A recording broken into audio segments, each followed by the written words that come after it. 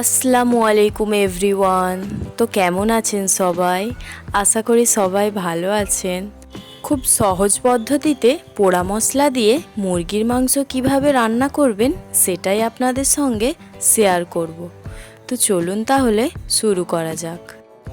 প্রথমেই আমি গ্যাসের চুলায় রসুন, পেঁয়াজ, টমেটো ও কাঁচা লঙ্কাটা পুড়িয়ে নিয়েছি। তারপরে টুকরো করে কেটে নিয়েছি যাতে মিক্সি করতে সুবিধা হয়। এটার একটা পেস্ট বানিয়ে নেব। এদিকে আমি কড়াই কিছুটা সরিষার তেল দেব। তারপর মুরগির মাংসগুলো দিয়ে দেব। এবার এতে পরিমাণ মতো লবণ দেব, হাফ চামচ করে হলুদ গুঁড়ো, লঙ্কা গুঁড়ো ও কিছু গোটা গরম মশলা দেব। এবার এই মশলার সঙ্গে মুরগিটা আমি কিছুক্ষণ ভেজে নেব।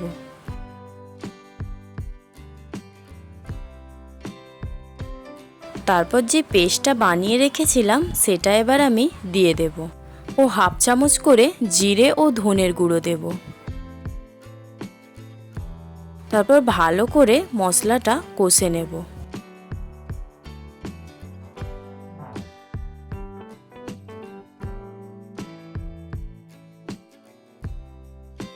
এই রান্নাটাতে আমি কোনো রকম জল ব্যবহার করব না।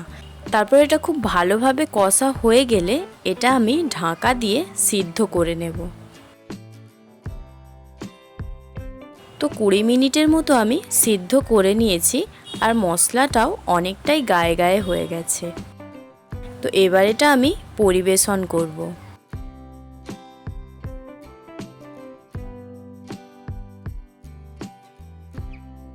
আমি খুবই সহজ পদ্ধতিতে রান্নাটা করে দেখিয়েছি।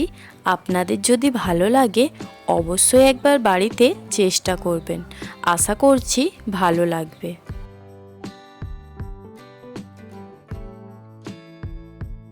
ভিডিওটি ভালো লাগলে লাইক করবেন ও চ্যানেলে নতুন থাকলে চ্যানেলটিকে সাবস্ক্রাইব করবেন।